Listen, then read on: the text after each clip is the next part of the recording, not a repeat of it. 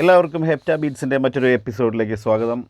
Class 1, 2 ഈ രണ്ട് ക്ലാസ്സിലും ചെയ്തതിൻ്റെ തുടർച്ചയായിട്ടുള്ളൊരു എക്സസൈസാണ് നമ്മളിപ്പോൾ ചെയ്യാൻ പോകുന്നത്. ഈ എക്സസൈസ് എല്ലാം ചെയ്യുന്നത് എന്തിനാണെന്ന് വെച്ചാൽ നമുക്ക് ഫിംഗറിൻ്റെ മൂവ്മെൻറ്റ്സ് ഫിംഗർ ഫ്ലെക്സിബിൾ ആവാൻ വേണ്ടിയിട്ട് മാത്രമാണ് നമ്മൾ ഈ എക്സസൈസ് ചെയ്യുന്നത്. പിന്നെ അതുമാത്രമല്ല, ആദ്യം കീസ് എവിടെയൊക്കെയാണ് നമുക്കുള്ളത്, സി ഡി ഇതൊക്കെ എവിടെയാണ് കറക്റ്റ് പ്രോപ്പറായിട്ട്. ഇപ്പോൾ ഹാൻഡ് പൊസിഷൻ ഇങ്ങനെ പ്ലേ ചെയ്താൽ ജി ചിലപ്പോൾ ഈ സി പൊസിഷനിൽ 5th ഫിംഗറാണ്, അടുത്ത പൊസിഷനിൽ ഇപ്പോൾ എഫ് പൊസിഷനിൽ വെച്ചാൽ 5th ഫിംഗർ സി വരും. ഇവിടെ പ്ലേ ചെയ്തതുപോലെയല്ല ഇവിടെ. അപ്പോൾ ഇതെല്ലാം മൂവ്മെൻറ്റ്സ് എല്ലാം ക്ലിയർ ആക്കാനും ഫിംഗറിൻ്റെ സ്ട്രെങ്ത്ത് വർദ്ധിപ്പിക്കാനും അതുപോലെയുള്ള മൂവ്മെൻറ്റ്സ് ഫാസ്റ്റ് ആക്കാനും വേണ്ടിയിട്ടുള്ള എക്സസൈസാണ്. അപ്പോൾ അതിൻ്റെ ഒറിജിനൽ സ്പീഡ് ഞാൻ പ്ലേ ചെയ്ത് തരാം. ആരും അതിപ്പോൾ ട്രൈ ചെയ്യരുത്. ഈ ഒരു മൂവ്മെൻറ്റ് ഫസ്റ്റ് ടൈം ആർക്കും പ്ലേ ചെയ്യാൻ പറ്റത്തില്ല. ജസ്റ്റ് ഞാനൊരു 3 ഫിംഗേഴ്സ് വെച്ചിട്ടാണ് ചെയ്തത്. അപ്പോൾ ഇതിനെ മൂവിങ് ഫിംഗർ എക്സസൈസ് എന്നാണ് പറയുന്നത്. അതായത് ഫസ്റ്റ് 1,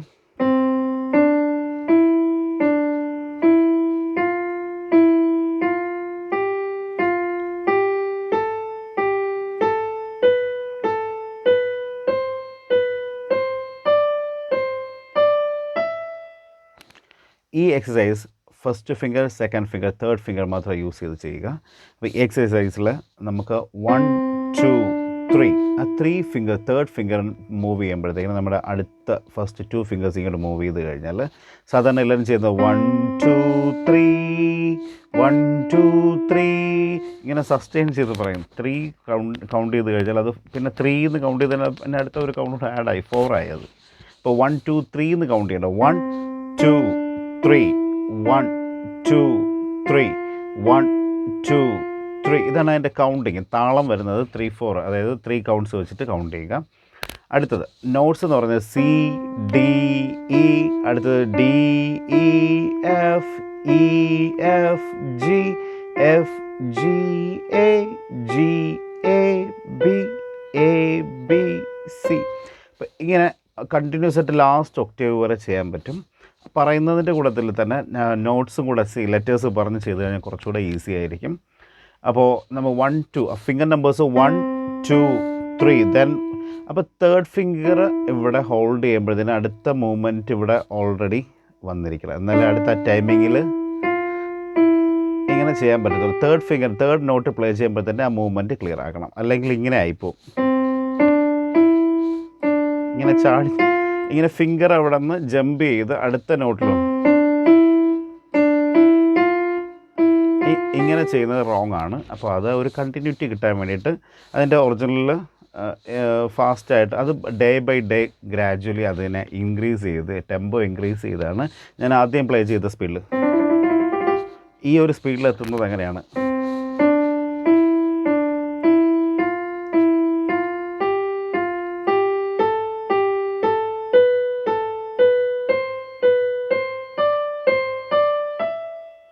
ഇത് കണ്ടിന്യൂസ് ആയിട്ട് അടുത്ത ഒക്ടേവ് വരെ ലാസ്റ്റ് എവിടെ വരെ ഒക്ടേവ് ഉണ്ടോ ആ കംപ്ലീറ്റ് ഒക്ടേവ് നമുക്ക് ഫിനിഷ് ചെയ്യാം.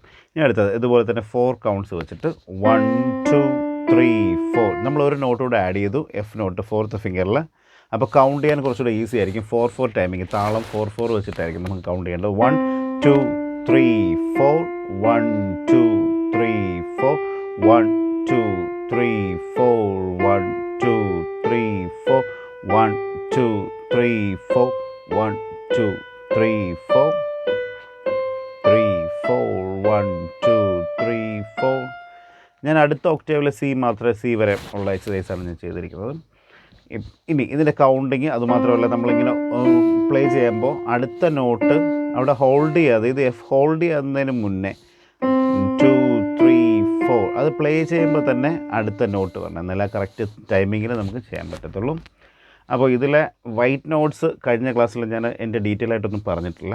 വൈറ്റ് നോട്ട് എന്ന് പറഞ്ഞാൽ നാച്ചുറൽ നോട്ട്, അതായത് അല്ലെങ്കിൽ ഇൻപെർഫെക്റ്റ് ടോണാണ്. ബ്ലാക്ക് നോട്ട് എന്ന് പറയുന്നത്.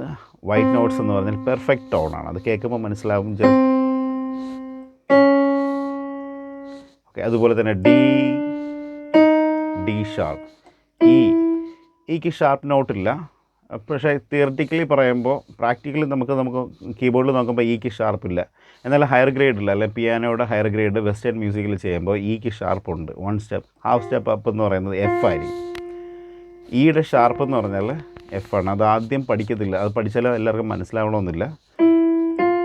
ഇതിൽ വൈറ്റ് നോട്ട് ചെയ്യുന്ന അടുത്ത ഹാഫ് സ്റ്റെപ്പാണ്. പക്ഷേ നോർമലി ഇവിടെ എല്ലാവരും പറയുന്നത് ഇക്ക് ഷാർപ്പ് എന്ന് പകരം എഫ് എന്ന് തന്നെയാണ് പറയുന്നത്. അപ്പോൾ F sharp, G sharp, A sharp, ബിക്ക് ഷാർപ്പുണ്ട്, ബിയുടെ ഷാർപ്പ് എന്ന് പറഞ്ഞാൽ സി ആണ്. അത് ഡീറ്റെയിൽ ആയിട്ട് ആരും എളുപ്പം മനസ്സിലാക്കാൻ വേണ്ടിയിട്ട് ആരും പറയുന്നത്, എല്ലാവരും പറഞ്ഞു കൊടുക്കുന്നത് ഇക്ക് ഷാർപ്പില്ല, അല്ലെങ്കിൽ ഇക്ക് അല്ലെങ്കിൽ എഫിന് ഫ്ലാറ്റില്ല എന്നായിരിക്കും പറഞ്ഞു കൊടുക്കുന്നത്. അത് സിക്ക് ഫ്ലാറ്റില്ല, ബിക്ക് ബി ഷാർപ്പില്ല എന്നൊക്കെ ആയിരിക്കും പഠിപ്പിക്കുന്നത്. പക്ഷേ എന്നാലും നമുക്ക് ഹയർ ഗ്രേഡിന് പിയാനോ അല്ലെങ്കിൽ കീബോർഡിൻ്റെ ഹയർ ഗ്രേഡ് 6th ഗ്രേഡ് കഴിഞ്ഞിട്ടുള്ള എല്ലാവർക്കും അതിൻ്റെ ഷാർപ്പ് തന്നെയായിട്ടാണ് യൂസ് ചെയ്യുന്നത്. ഈ ഷാർപ്പ് എന്ന് തന്നെയാണ് പറയുന്നത്. 7th ഗ്രേഡ് കഴിഞ്ഞാൽ ഇതുപോലെ തന്നെയാണ് ഹയർ ഗ്രേഡിൽ. ബിഗിനേഴ്സിന് നോർമലി അങ്ങനെ പറയാറില്ല. ഇക്ക് പകരം ഈ ഷാർപ്പിന് പകരം എഫ് ഷാർപ്പ് ഇങ്ങനെ തന്നെയാണ് പറഞ്ഞു പോകുന്നത്. അപ്പോൾ നോട്ട്സ് എല്ലാവർക്കും ഫെമിലിയർ ആക്കുക, നോട്ടിൻ്റെ പൊസിഷൻ. അതുപോലെ തന്നെ ഈ ചെയ്ത എക്സസൈസ് നമ്മളിപ്പോൾ ലെഫ്റ്റ് ഹാൻഡിൽ റൈറ്റിൽ ചെയ്ത അതേ ഈ എക്സസൈസ് നമുക്ക് ലെഫ്റ്റ് ഹാൻഡിൻ്റെ മൂവ്മെൻറ്റിനും കൂടെ കറക്റ്റായിട്ട് യൂസ് ചെയ്യാം.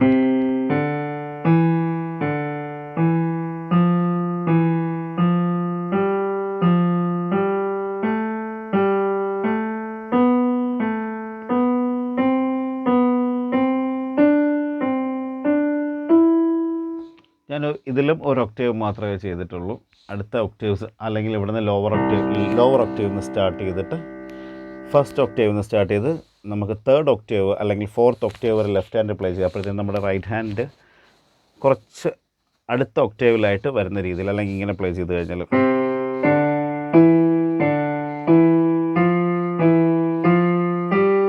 ഇതുപോലെ ബോത്ത് ഹാൻഡ് പ്ലേ ചെയ്ത് കഴിഞ്ഞാൽ കുറച്ചുകൂടെ ഈസി ആയിരിക്കും. കാരണം ഈസി എന്ന് പറഞ്ഞാൽ നമ്മുടെ ലെഫ്റ്റും റൈറ്റും ഓപ്പോസിറ്റ് ഫിംഗേഴ്സാണ് യൂസ് ചെയ്യുന്നത്. അപ്പോൾ അതിൻ്റെ ഒരു സിങ്ക്രണൈസേഷൻ കറക്റ്റ് ആക്കാൻ വേണ്ടിയിട്ട് അപ്പോൾ നമ്മുടെ ബോത്ത് ഹാൻഡ് ബാലൻസ് ചെയ്ത് പോകാൻ പറ്റും. അപ്പം ആദ്യം ക്ലാസ് 1 ചെയ്ത 5 ഫിംഗർ എക്സസൈസ് ലെഫ്റ്റിൽ ചെയ്യാം, അത് ബോത്ത് ഹാൻഡ് ആക്കാം.